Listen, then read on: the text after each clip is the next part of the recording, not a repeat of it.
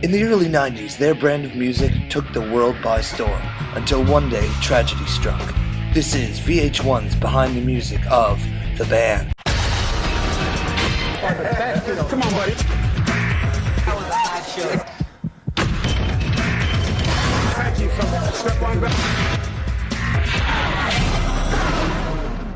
VH1 Behind the Music presents The Band, the band you've never heard.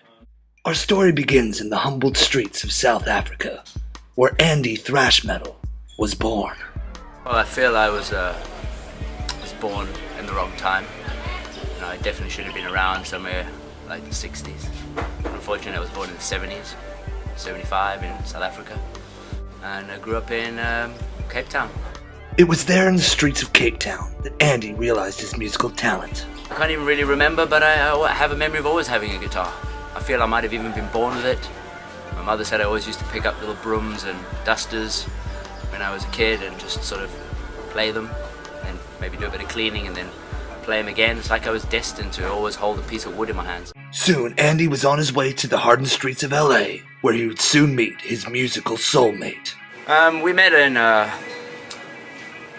LA, downtown. Must have been downtown.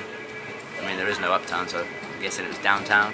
Downtown LA, I think it was, and saw this bum, basically, on a bench. Hard times, end of the road. Just got off the bus, suitcase in my hand. You know, same old story. And I just met this guy on a bench in a park, in a field. And yeah, it's legendary. It was like it was meant to be. It was good. It was real good. It was something, you know, you want to be a part of. It was really there right from the beginning. And that night we decided that we were going to be the band. We were going to play together. That's what we did. After a few short weeks, the band hit the LA club scene. Well, we went through our first beginnings, our first shows. Went through a few evolutionary stages. The band's name changed. We went through, we were the Screamers, and then we were Dilate, and then we were Turbulence, and then we finally came up with the band. It took us a while for us to really find ourselves, but I'd say we were a hit from the beginning. We were just a real secret, I think, in the beginning. It took a long time for many people to discover that secret, but we were always great. And that's why, you know, they were one notch above everybody else. They were the real deal. They continued to hone their skills on the LA club circuit, always giving credit to their ever-growing list of musical influences. Somewhere between Bach and Mozart. John Mayer. Sort of like a Mart or a Mozart kind of mix. Some K-Fed's earlier work. And maybe with a bit of French silent movies. I'm really into the sort of silent movie sound. A lot of Christina Aguilera in Andy's guitar playing. Bob Dylan and his lesser-known brother, Rob Dylan. A lot of Prince. A lot of UB40. Boys to Men. It's more an experience. It's definitely a mix between country, bluegrass, funk, soul, rock, pop, classical. Freddie Mercury, David Bowie. Thrash metal, mixed with a bit of speed metal, with a tinge of death metal, and of course bubblegum pop from Japan. Phil Anselmo, James Hetfield. You put all those combinations together, and you put your own heart into it, and you got a sound that really moves people, really gets people going. Their eclectic sound and excellent stage performances caught the eye of Metallica frontman James Hetfield.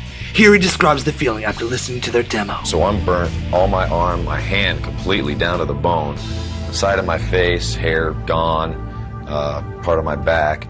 Soon after, Hetfield booked them at one of LA's biggest clubs, the House of Blues. What would happen next would be a tragic event. We had a huge crowd, massive following, and everyone was there at the show, and we just launched into our first song. The smoke machine filled up the stage, and when the smoke cleared, there was no one there. They were just gone. An entire crowd of people literally just disappeared. Total confusion. People running wild in the streets, riots. And that's when all hell broke loose. So the kids start freaking, turning over cop cars, fighting the police, burning everything inside. People just storming into the grandstands and destroying everything. Some cars were on fire, there were people hurt. I would say we were directly the cause of that. I think they just went to a better place. It was like a real bad movie. None of it seemed real whatsoever. None of it. None of it.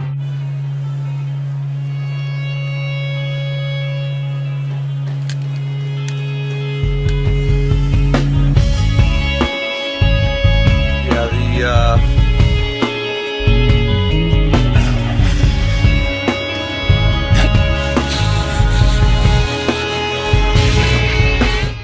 absolutely mind-boggling. Never seen anything like it.